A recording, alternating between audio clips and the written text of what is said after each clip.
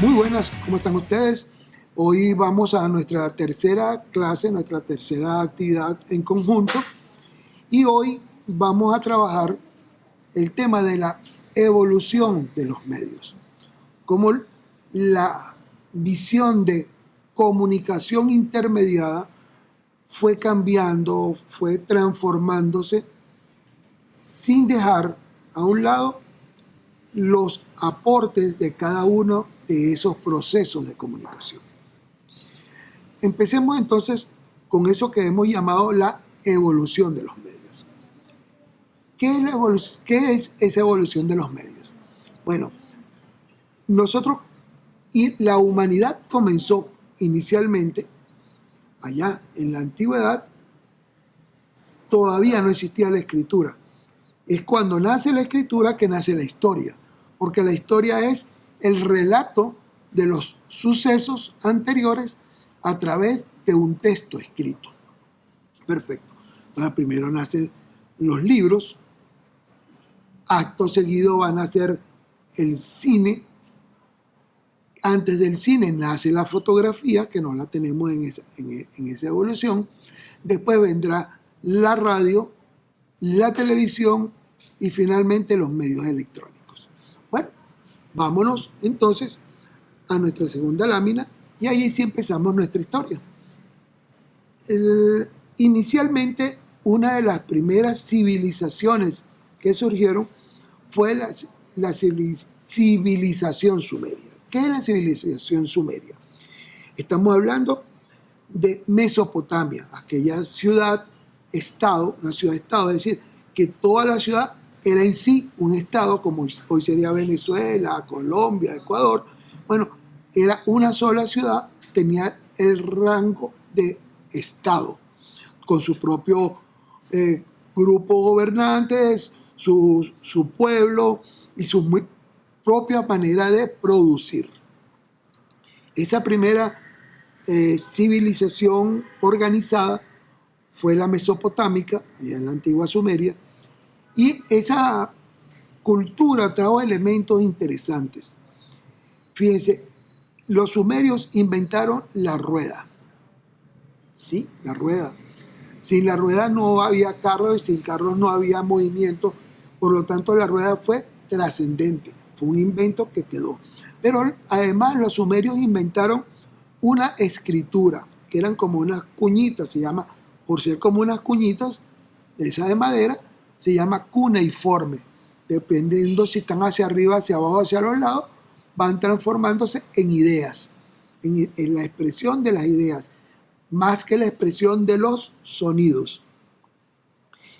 Ellos además establecen la creación a través de esas escrituras cuneiformes, van creando unas tablillas y hacen colecciones de tablillas, es decir, van poniendo su historia, su geografía, su forma de producir agricultura, de criar animales, la van plasmando a través de esas tablillas y con esas tablillas nacen las primeras bibliotecas. Los sumerios además aportan un elemento adicional que es la matemática. O sea, ellos hacen una matemática en función del número 60 y entonces una hora tiene 60 minutos. Y sobre esa plataforma de los 60 minutos para establecer una hora se establecen 24 horas en un día, mañana y noche, completo. Y esa forma de contabilizar el tiempo es la misma que seguimos teniendo hoy en día. Y estamos hablando de cientos de miles de años atrás. Bueno, así como ellos establecieron esas primeras bibliotecas de arcilla, imagínense dándole un librazo a un niño por la cabeza porque no aprendía lo suficientemente rápido, le abrían la cabeza con un tablazo de eso de arcilla. Bueno, la sociedad comienza a evolucionar y lo que viene después son los códices ilustrados. Ya se pasa de la arcilla a los cueros, de los cueros a los papiros, y las culturas siguientes, la egipcia, por ejemplo, ya empieza a hacer una especie de papel sobre esos bambúes que aparecían, que nacían en el río Nilo, ellos hacen los papiros, que son como una especie de papel, y en ese papel comienzan a dibujar y a escribir. Esa forma de conservar la idea, las ideas, la historia, los recuerdos y los conocimientos novedosos van transformándose y pasan a ser los códices ilustrados a mano. Ya en la Edad Media, es decir, 400, 500, 1000 años después de aquellas tablillas sumerias, ya los monjes estaban reproduciendo libros hechos sobre piel de animales o sobre papel. Y esos códices los ilustraban monjes, hacían todos los dibujos a mano, escribían todos los textos a mano, y reproducir un libro, es decir, sacar una copia de un libro, una sola copia, podía tardar tranquilamente 1 año, 2 años, para hacer una copia, una miserable copia. Bueno, con esa técnica tenían muchísimos monjes trabajando permanentemente. Imaginémonos que uno de los libros más comercializados en ese momento fue la Biblia, y ellos sacaban una Biblia, la reproducían cada 3 años. O sea, un monje dedicado a hacer una copia de la Biblia tardaba 3 años en terminar un ejemplar.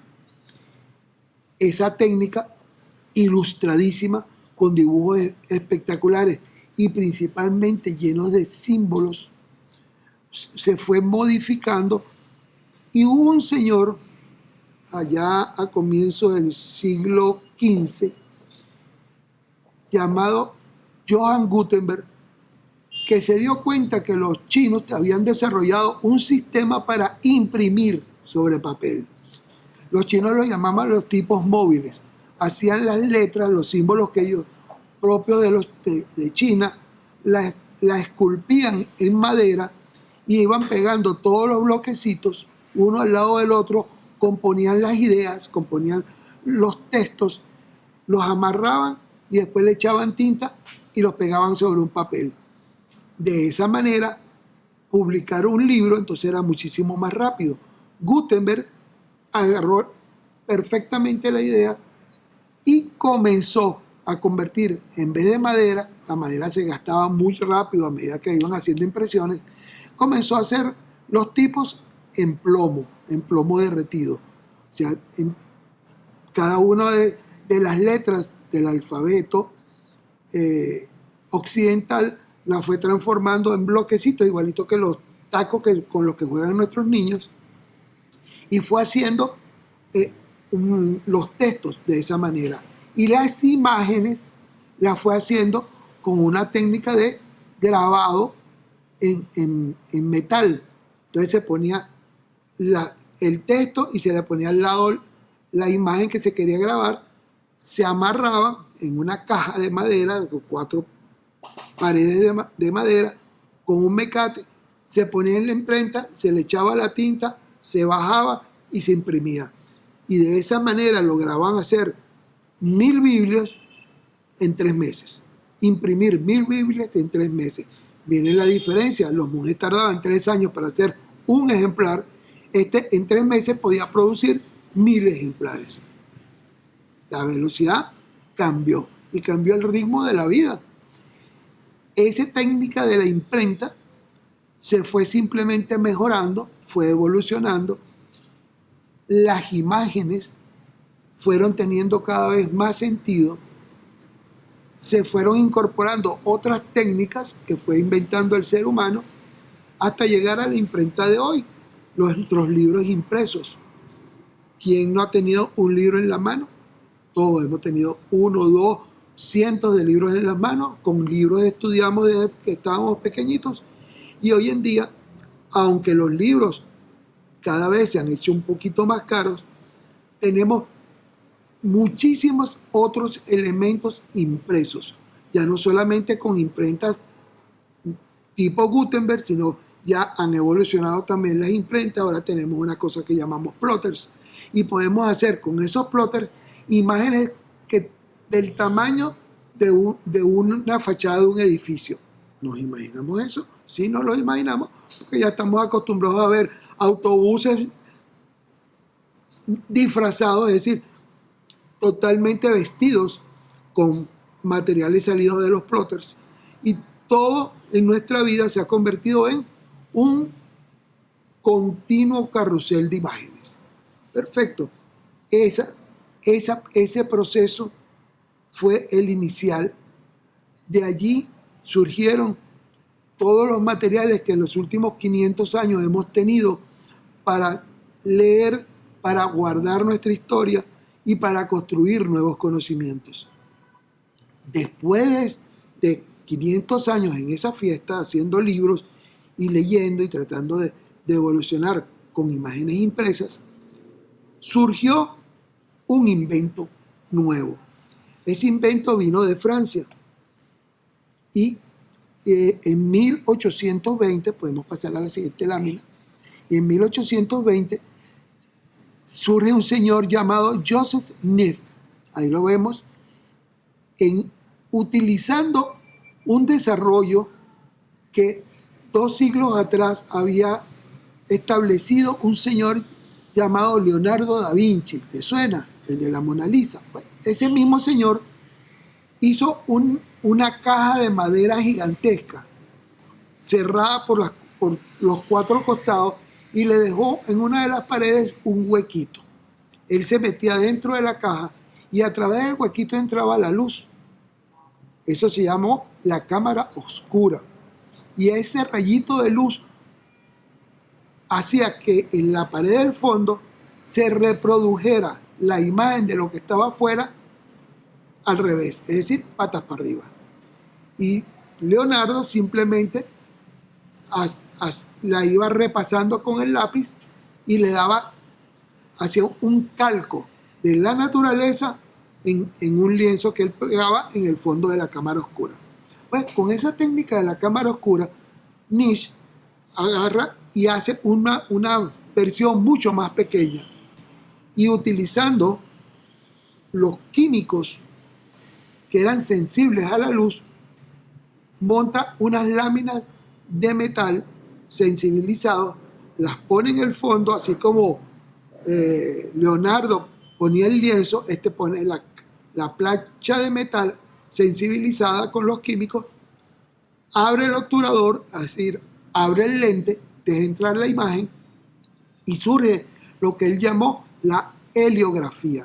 Fue la primera forma de hacer fotografía, de captar sobre una superficie la naturaleza, el mundo que nos rodea. Claro, para hacer una de esas imágenes podían tardar tranquilamente 6, 7 horas con el lente abierto, esperando que la emulsión se grabara el metal. Él tuvo un socio llamado Louis Daguerre y 18 años más tarde, en 1838, Daguerre inventa un nuevo elemento, el daguerrotipo. Y con el daguerrotipo, esas fotografías que iban captando en el metal, que se iban grabando en el metal, él lo pudo llevar a la imprenta para imprimir junto con los tipos móviles de Gutenberg, y entonces empezaron a reproducirse ya impresos con imágenes ya captadas directamente de la realidad, sin tener que esperar que un dibujante la reprodujera.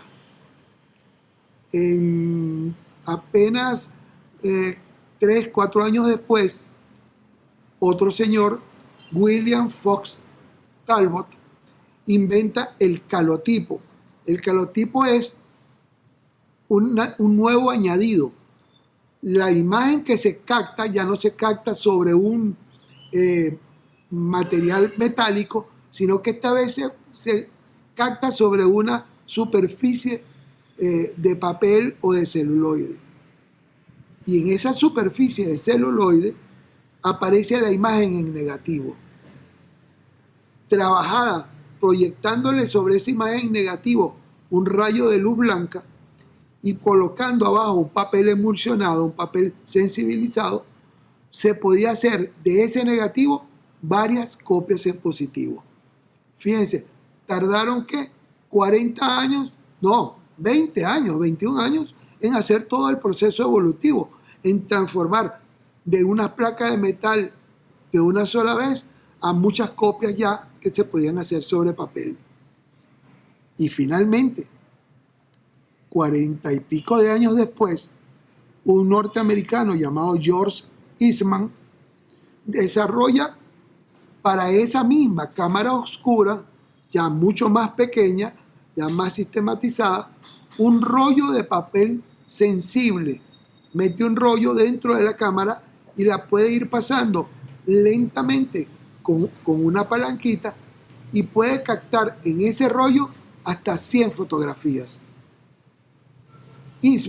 George Eastman, inventa entonces lo que se conoce como la cámara Kodak, ¿sí? Esa marca de cámaras de fotografía y de películas que se hizo tan famosa.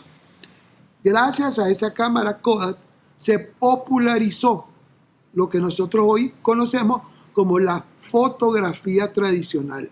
Es decir, tenemos fotografía periodística para captar los eventos, fotografía artística cuando ya viene una persona con criterios mucho más sofisticados, plásticos y hace uso de la misma herramienta, o la fotografía popular, la que todo el mundo puede ir captando, que hoy en día ya no necesitamos una cámara oscura, un cajón, ni una camarita de esas gorditas, sino que con el teléfono nuestro planito y todo lo demás podemos captar fotografías espectaculares y podemos graduarle las luces, no sé qué, y podemos hacer todo lo que nos entre en gana.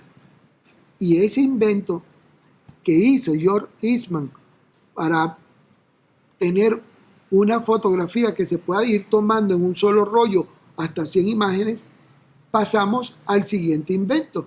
Y el siguiente invento fue nada menos y nada más que el cine.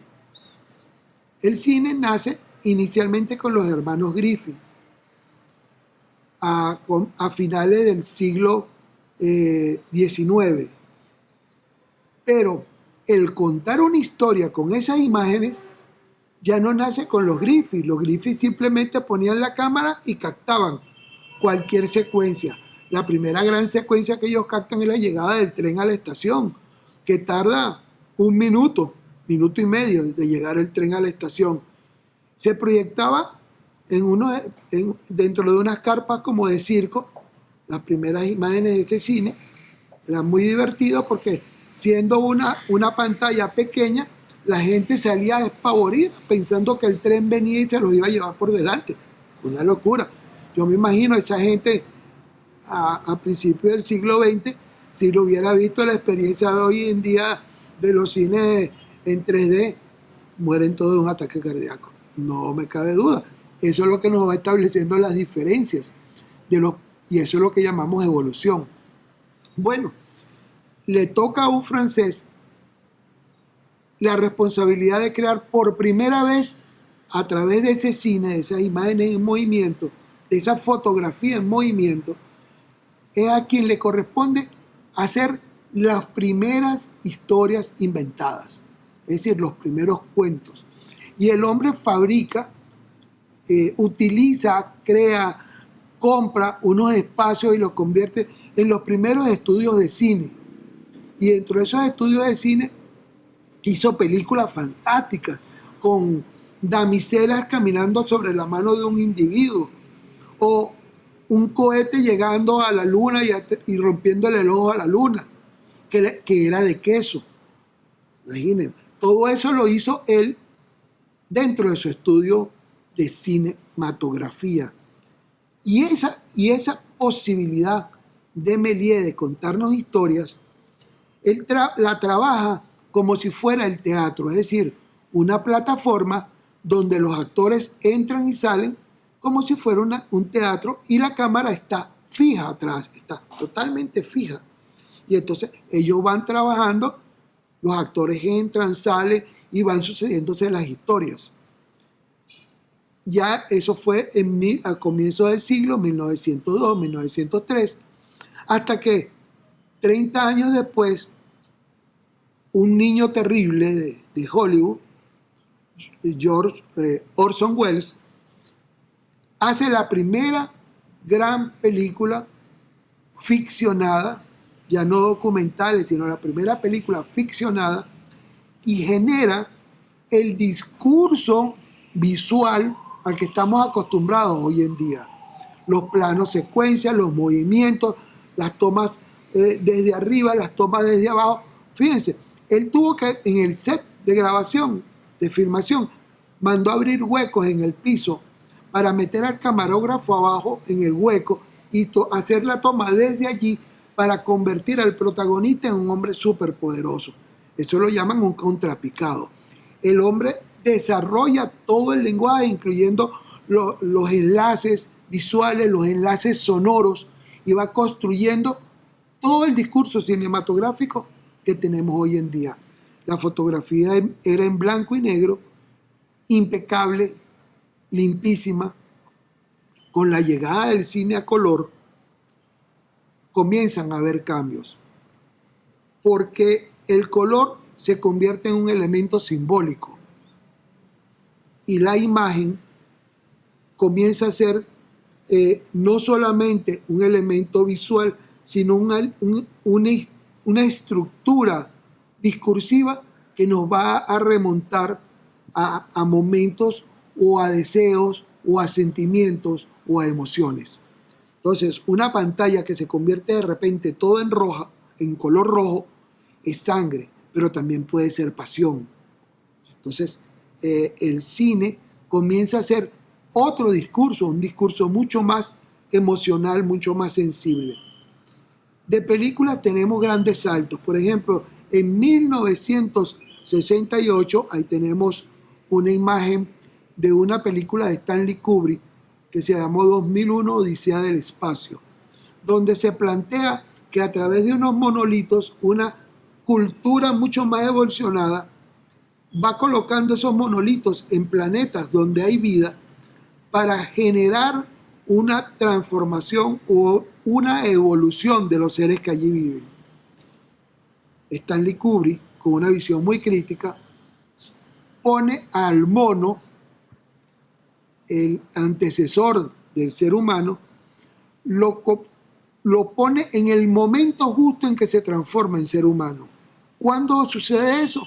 Cuando el mono descubre que agarrando una herramienta puede violentar el cuerpo de un compañero que le está quitando el agua, asesinarlo e imponerse. Es decir, según Stanley Kubrick, cuando el ser humano descubre que a través de la violencia se puede someter a su hermano, lo puede matar, lo puede domesticar. En ese momento el mono se convierte en hombre. Un discurso fantástico con una cantidad de elementos simbólicos y una fotografía exquisita, porque en esa película los astros se mueven al ritmo de la música clásica. Muy impresionante. Años después hay otro gran salto en el discurso cinematográfico y aparece una película como Matrix. Matrix, con los hermanos Wachowski, establece cómo el ser humano es víctima, está cautivo, está secuestrado por las máquinas. Ahí comienza un discurso interesante porque las personas estamos secuestradas como lo estaríamos en la cueva de Platón, donde se decía todos los seres estamos amarrados en una cueva y los que vemos y pensamos que la realidad es simplemente la sombra de lo que está pasando fuera de la cueva. Bueno, en Matrix pasó eso. Las máquinas tenían secuestrados a los seres humanos viviendo en un eterno sueño dentro de unas cápsulas y trayéndoles permanentemente la energía. Los habían convertido a los seres humanos en la herramienta para ellas poder seguir vivas, en la energía. O sea, la energía ya no la sacaban del petróleo, sino que simplemente la sacaban de los propios seres humanos que estaban secuestrados y que tenían, para poderlos mantener idiotizados, domesticados, controlados, lo hacían a través de una programación y Matrix, todos los seres humanos estaban dentro de una programación establecida por las máquinas. Allí aparece Neo, que viene a ser como el gran rescatista, viene a ser como el Jesús Salvador, que viene a romper ese lazo que tenían de control y a darle la libertad al ser humano. Bueno, dentro de ese discurso nace todo lo que es la ciencia ficción, nace algo que va más allá, que es la distopía, que es hacer planteamiento de posibles eventos futuros no precisamente bonitos. Y en el 2021 tenemos un seriado muy impactante que se llamó El Juego del Calamar, dirigido por un coreano, y en ese Juego del Calamar ya los seres humanos formamos parte de un juego mortal.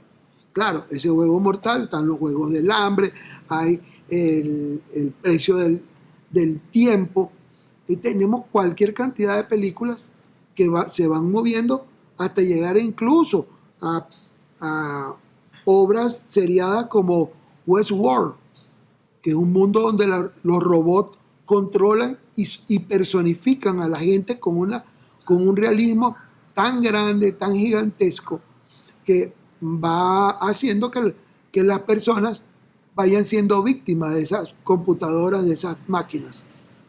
Y en fin, tenemos unas nuevas narraciones, ya no solamente de ciencia ficción, sino de distopía. Y todo ese producto, a través de imágenes y de símbolos, son las que nos van llegando a nosotros y nos va construyendo. Fíjense que normalmente para nosotros, ya desde la gente de mi edad, hace más de 70 años, hasta las nuevas generaciones, la mayor parte de nuestros referentes, de lo que nosotros pensamos y creemos, están dentro de los medios de comunicación. Son las historias que nos han contado desde la mediática, por encima de las historias que nos contó mamá, papá o el abuelito. No, ya son las historias que nos cuentan esos medios de comunicación, que son los intermediarios entre nosotros y el mundo que nos rodea. Perfecto. Después del cine nace otro medio, que es la radio, el medio sonoro.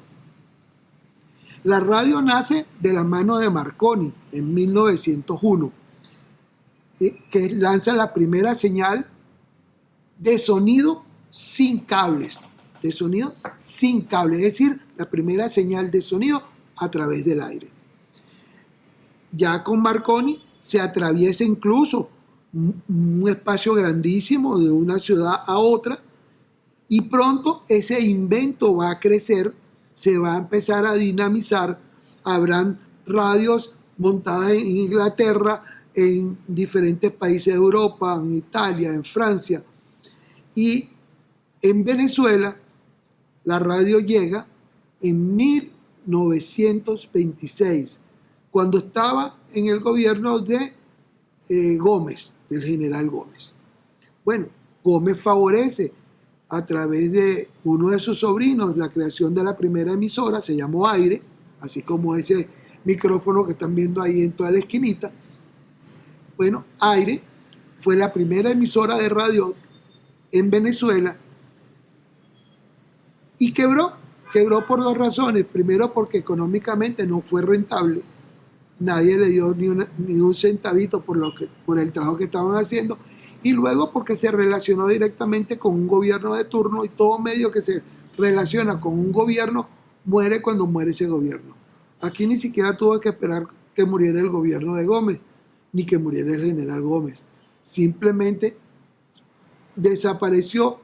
Pero hubo un señor, un inglés, que tenía una tienda que vendía electrodomésticos ahí cerca de la iglesia Santa Teresa, ahí en el centro de la ciudad. Y ese señor se llamó William Phelps. William Phelps, con su tiendita del almacén americano, dijo: oye, esa idea es bien buena. ¿Por qué es buena esa idea? Porque yo puedo desde ahí vender, que la gente sepa que yo vendo neveras, cocinas, lavadoras, Westinghouse. Mira, y el señor en la parte de arriba de su negocio, el almacén americano, montó la primera emisora y se llamó la 1BC. que significa la primera broadcasting emisora de Caracas, la 1BC, 1 Broadcasting Caracas. Y con ese nombre de 1BC se crea, son los inicios de uno de los grupos más poderosos que ha existido en Venezuela de medios de comunicación. Bueno, el señor Fels nace con Radio Caracas Radio, la 1BC. Luego, inmediatamente dice, es muy bueno, empezó a vender todas sus lavadoras y sus neveras. Y dijo, vamos a traer otra cosa. Y trajo los primeros carros a Venezuela, que fueron los Forte, unos carros de hierro forjado, durísimos, que corrían a la vertiginosa velocidad de 20 kilómetros por hora. Imagínense, salvaje. Esos carros se vendieron en un local que él compró abajo en Quinta Crespo, casi en las afueras de la ciudad. Él compra ese local y lo llama el Automóvil Universal. Luego, en ese espacio nacerá Radio Caracas Televisión. Pero bueno, esa ya es la próxima historia. En 1930, es decir, del 26 al 30, 4 años más tarde, ya el señor Fels tenía cerca de 40 emisoras de radio en todo el país. Empezó a generar toda una experiencia. Salieron otros circuitos, salieron otras emisoras de radio y como los transmisores eran muy poderosos, eran grandes, de unos enormes tubos, se empezaron a golpear en el aire las señales y una se montaba sobre la otra. Y en 1930, 30-31, nace la primera ley de radiodifusión del país para reglamentar ese sistema sonoro, para establecer los límites que cada emisora debía cubrir. Y les ponen orden. Ya pasados los primeros 30 años de la radio, había muchísimas emisoras de radio en todo el país. Y no se pisaban la cola entre una y la otra. Estaban todas reglamentadas. Esas emisoras empiezan a nutrirse, eran radios AM, lo que se llama amplitud modulada, con una frecuencia grande de la onda que permite que el sonido rebote contra todo lo que es sólido, incluyendo las nubes. Y mientras más grande sea el transmisor, más lejos llega la señal de esa emisora. Entonces, con un gran transmisor, una señal de una emisora de radio de Caracas puede tranquilamente recorrer la mitad del planeta y llegar a la China y escucharse en la China. Por eso, rápidamente tuvieron que hacer reglamentos a nivel mundial porque las emisoras, ya no solamente dentro de los países, sino entre los países, se empezaron a golpear unas a las otras las señales y hubo que reglamentarlas. Las radios con la tecnología se fueron modificando. Apareció de la amplitud modulada, la AM, apareció la FM, que es la frecuencia modulada, donde la señal ya es totalmente compacta la onda, es como un bloquecito totalmente armado la onda, y entonces tiene la posibilidad de penetrar lo que la AM no logra penetrar. Por ejemplo, una pared de un edificio, una AM no lo logra traspasar, menos entrar en un túnel. Cuando uno viene escuchando una emisora AM, entra en un túnel y la señal se va. Y cuando sale del túnel, de repente salió en otro sitio donde la misma señal está en manos de otra emisora y uno dice, ok, me cambiaron la emisora, ¿no? Simplemente ya la señal no está llegando allí. Bueno, con la amplitud, con la FM, la frecuencia modulada, esa señal es capaz de atravesar los muros más gruesos de concreto y llega a los túneles y llega a los sótanos. Y esa señal tiene además una característica adicional. Los sonidos son mucho más claros. Entonces los altos son más altos, los bajos son más bajos.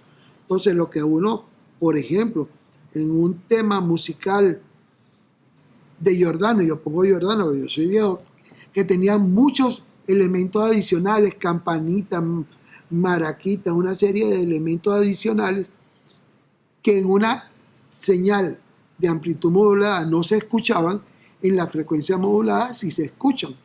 Pero la radio en frecuencia modulada tiene un problema. La señal solamente va en línea recta y logra un máximo de 100 kilómetros de distancia. Después de allí hay que usar antenas retransmisoras para seguir bombeando la señal más allá. Surgen además equipos de transitores, es decir, radiecitos, los radios se van haciendo más chiquitos hasta quedar incluso en el tamaño de una tarjetica como la que hoy en día usamos para el metro. Una tarjetica de ese tamaño eran receptores de radio y uno le ponía un auricular y podía escucharlo con tranquilamente en cualquier lado. Las señales de amplitud modulada, de frecuencia modulada, van dando paso y cuando surge la tecnología digital, aparece la internet y aparecen las transmisiones de audio, de sonido, pero ya no por la vía del espacio, del éter, sino a través de las señales de internet. O sea, cambió por completo y comenzaron a generar nuevos procesos de cambio en el uso de los sonidos. Luego tenemos un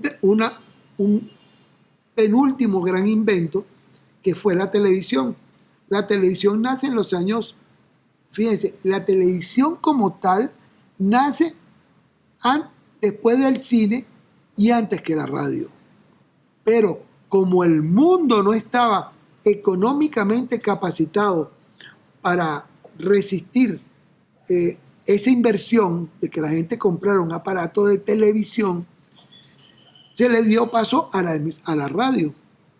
La televisión tuvo que esperar su momento y el momento fue justamente después de la Segunda Guerra Mundial.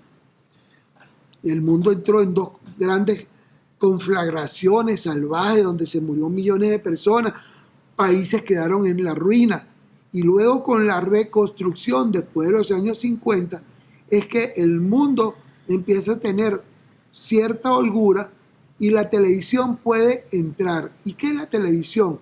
La televisión es el sonido y la imagen juntas. O sea, lo que fue el cine se une a lo que fue la radio y en la casa uno puede tener un receptor de televisión donde se nos van a contar las historias, donde se nos van a contar los hechos a través de imágenes y sonidos. ¿Cuál es la característica básica social de la televisión? ¿Cómo nosotros vemos el mundo? Con dos sentidos básicos, la vista y el oído. Lo que nosotros estamos viendo y escuchando decimos, eso es verdad. Realmente es la realidad. La verdad es otra cosa. Pero nosotros decimos, eso es la verdad, porque yo lo veo y lo escucho. ¿Qué hace la televisión? Nos da imagen y sonido. Y lo que esa cajita nos muestra, nosotros llegamos incluso a pensar que es verdad. Que lo que estamos viendo, nosotros decimos, pero nosotros lo vimos. Tenemos una situación, un ejemplo patente y patético a la vez. En los años 60, Rusia y Estados Unidos comenzaron la batalla por quién llegaba primero al espacio. Los rusos salieron adelante, desarrollaron más la tecnología, mandaron primero un mono, después mandaron a Laika, la perra, y después mandaron astronautas. O sea, en su caso se llaman cosmonautas. Y mandaron su gente para allá arriba, mujeres y hombres, a darle vuelta a la Tierra y avanzaron mucho más rápido que Estados Unidos. Estados Unidos no logró desarrollar la tecnología espacial tan rápido, entonces optó por manejar algo que sí tenían ellos, la televisión, y ficcionaron la llegada del hombre a la luna y lo transmitieron como si fuera en tiempo real a través de Caño Cañaveral, Caño Kennedy, después, hoy en día la NASA, lo transmitieron por todos los medios de televisión del mundo y la gente pensó que estaban viendo la llegada del hombre a la luna. Años después quedó al descubierto que había sido en un estudio que lo había dirigido Stanley Kubrick, que le habían matado a todo el personal que hizo aquello y que a él lo premiaron dejándolo hacer todas las películas que se le ocurrió. Bueno, Stanley Kubrick nos metió esa fantasía de que el hombre había llegado a la luna, cosa que quedó al descubierto cuando se presentó en el Smithsonian en Estados Unidos, un museo gigantesco que ellos tienen, el traje del primer astronauta que supuestamente pisó la luna. Pero el traje no lo mostraron parado, no lo mostraron de pie, sino que lo pusieron sobre un mesón, acostado. ¿Y cuál fue la sorpresa? Que las botas de ese primer traje espacial eran lisas, las suelas eran lisas. Y la primera señal, la primera imagen que nos mostraron a través de la televisión con la llegada del hombre a la luna fue que la pisada tenía canales, la bota era canalada. Porque una cosa fue la bota que se usó en el escenario televisivo y otra cosa era la bota del traje original. Dos trajes totalmente diferentes, y ahí se descubrió, se hizo público toda la patraña de aquel momento. Bueno, lo cierto es que la televisión siguió evolucionando. Hoy en día, con una especie de pistolitas, como una especie de pistola, al final tiene en la punta, en lugar de tener un cañón, tiene una pequeña antena parabólica, se agarra y se pone en la ventana así a lo alto y se saca por la ventana, se aprieta y se conecta con el satélite y se puede mandar la señal desde tierra a través de esa pequeña antena parabólica al satélite y del satélite devolverla a tierra para que lo vean en todo el mundo. Bueno, la tecnología ha avanzado muchísimo. Hoy en día podemos cubrir las guerras en tiempo real. Podemos meternos en el corazón de un huracán y ver cómo se mueven aquellas marejadas de aire y aquella cantidad de agua salvaje. Y eso lo podemos ver gracias a las nuevas tecnologías de imagen y sonido, es decir, de la televisión y todas las conexiones que tenemos a lo largo del planeta. Por ejemplo, hay ciudades como Nueva York, donde hay antenas en todos los edificios y los helicópteros de prensa pueden ir volando haciendo una transmisión en tiempo real y la imagen que ellos van captando va rebotando contra las antenas que están allí, llegan al canal y del canal las mandan y las distribuyen a lo largo y ancho. Bueno, ciudades así, interconectadas con tantas antenas, no hay muchas en el mundo. Por eso en Nueva York se puede hacer el seguimiento y hacer una persecución en tiempo real de un grupo de delincuentes o de un artista de cine o de un jugador que ha violado la ley y se hace toda la persecución con las patrullas atrás y como si fuera una película hollywoodense, pero está sucediendo en tiempo real. Bueno, gracias a la televisión nos han engañado muchísimas veces. Por ejemplo, cuando se le intenta dar el golpe a Gaddafi en Libia, se fabrica una plaza verde, la plaza central, así como nosotros tenemos la Plaza Bolívar. En Libia había una plaza llamada la Plaza Verde, donde estaba la escultura de Gaddafi. Los estadounidenses fabricaron fuera de Libia una plaza igualita, hicieron un modelo, y no a escala, sino en tamaño real, con estatua y todo. Entonces hicieron una toma de 25 segundos donde un grupo de personas agarraban, enlazaban la estatua, la tumbaban y la rompían, y con esa imagen lo lanzaron a través de las redes y de los televisores de todo el mundo y dijeron que Gaddafi había sido sacado del poder, había sido tumbado por la gente del pueblo. Lo cual no es cierto. Ellos metieron su grupo de soldados, capturaron a Gaddafi, lo torturaron y lo asesinaron. Así como lo estamos escuchando. No tuvo nada que ver con la imagen de la Plaza Verde. La imagen de la Plaza Verde fue un detonante, una falsificación para poder ellos tener la excusa de entrar y masacrar al personaje. Después de Gaddafi han caído muchísimos presidentes, han caído muchísimos dirigentes de diferentes gobiernos en diferentes partes del mundo y ellos lo han falsificado a través de su sistema de televisión. O sea, tenemos que la televisión, igual que cualquier otro medio, sirve para decirnos y contarnos a nosotros historias positivas, pero también sirve para contarnos historias negativas, falsas o manipuladas.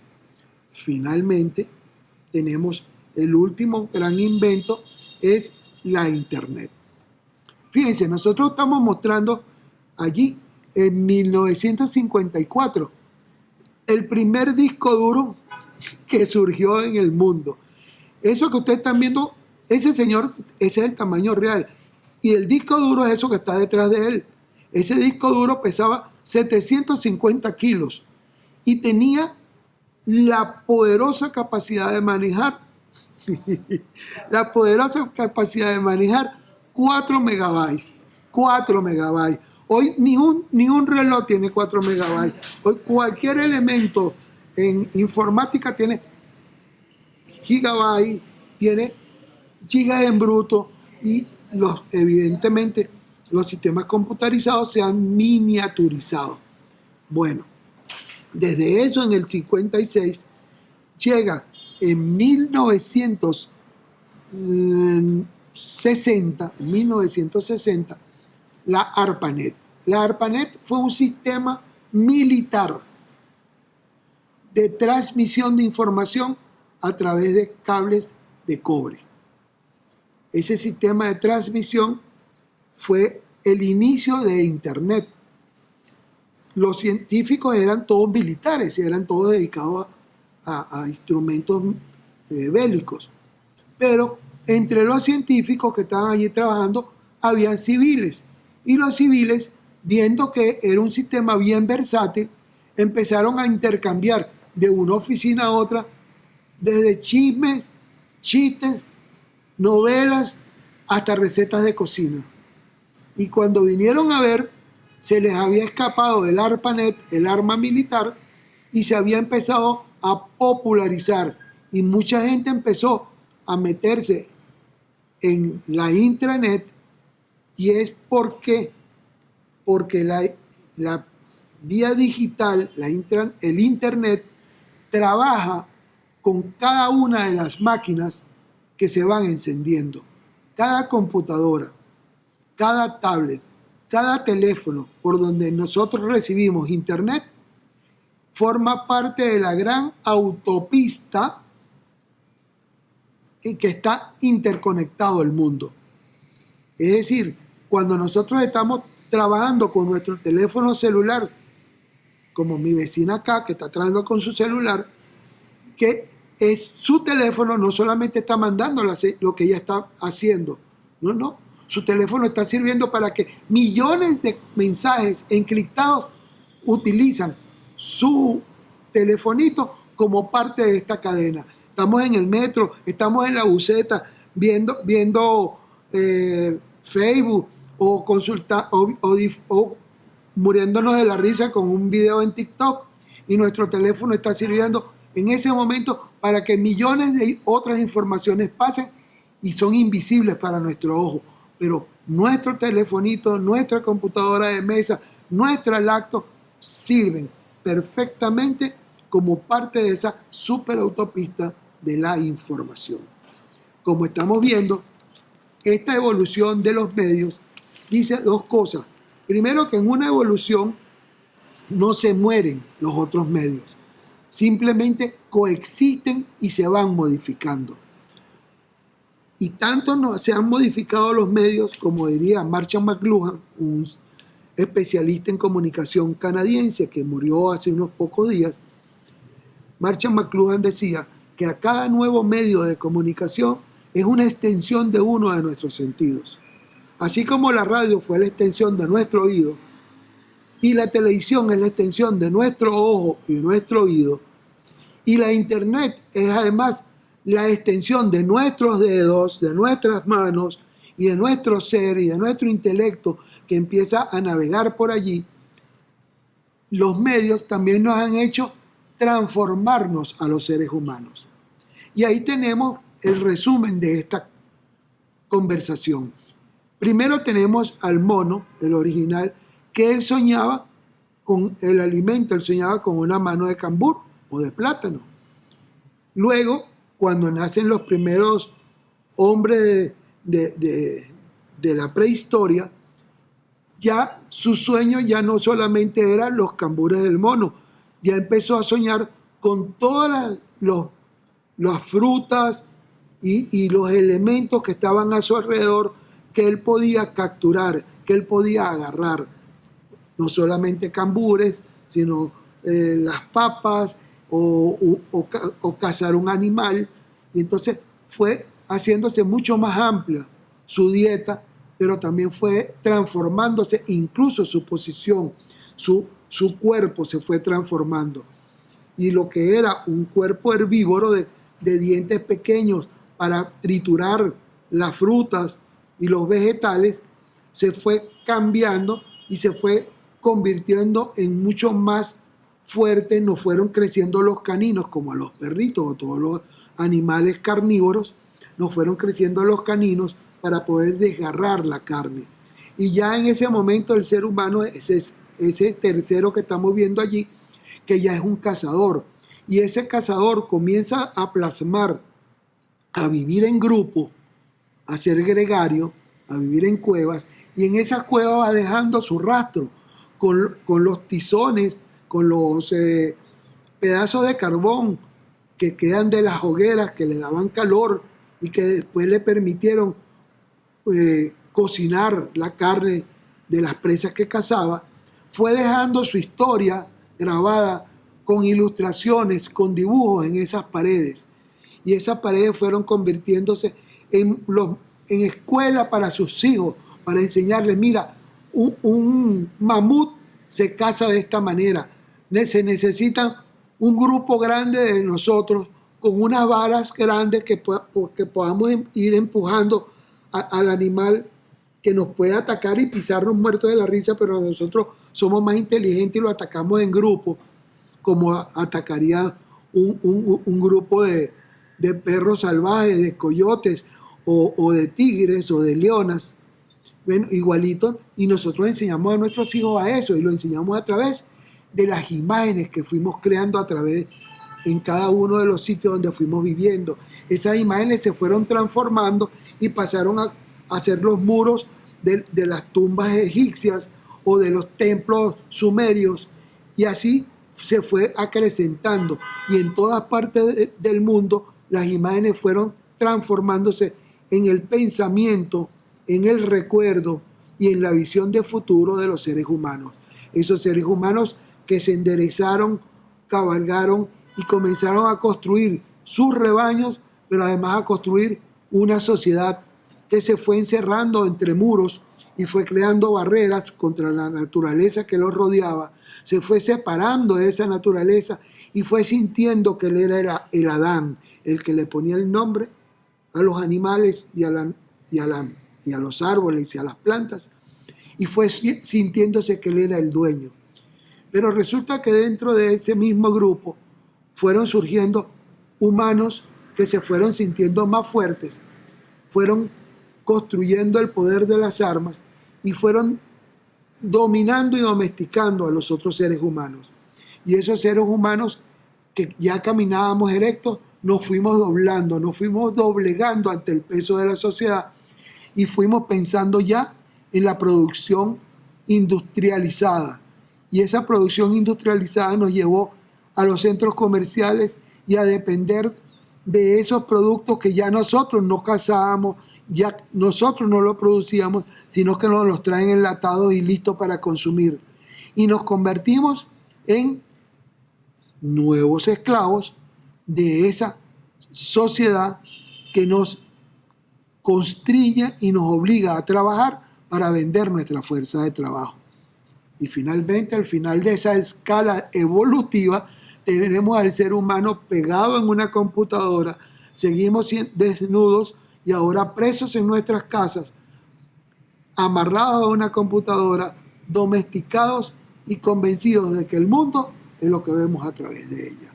Como estamos viendo en este apretado resumen de la mediática y de la evolución, Les estamos dejando en la guía de trabajo 2 actividades que van a formar parte de este enfrentarnos a si entendimos o no entendimos, a si somos capaces de generar nuevos conocimientos. La primera tarea, que lo tienen al final de la guía, en la última página de la guía, es buscar una imagen a nuestro alrededor, una imagen que nosotros pensemos, oye, eso evolucionó. Así como allí en la guía le pongo el ejemplo de la cruz, que fue evolucionando a lo largo de la historia. Véanla, por eso tienen una guía para que puedan leer a profundidad. Esa cruz fue evolucionando. Bueno, busquemos una imagen que nosotros pensemos, oye, esta imagen evolucionó, se fue transformando y se convirtió en un símbolo.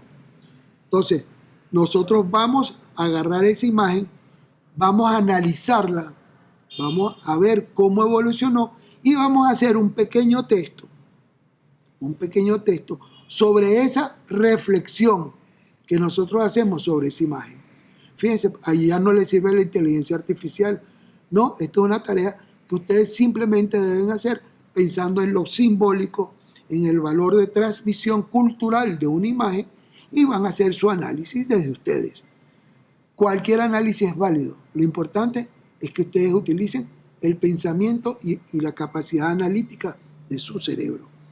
La segunda tarea también tiene que ver con el simbolismo, pero esta vez van a tomar una fotografía. Van a pensar en un elemento, en un discurso que ustedes quieran dar. Por ejemplo, ustedes quieren contarle a la gente la importancia de ser honesto. Y entonces eligen una fotografía que hable de la honestidad, toman la foto y se la empiezan a mostrar a ese público al que a ustedes les gustaría llegar con su discurso.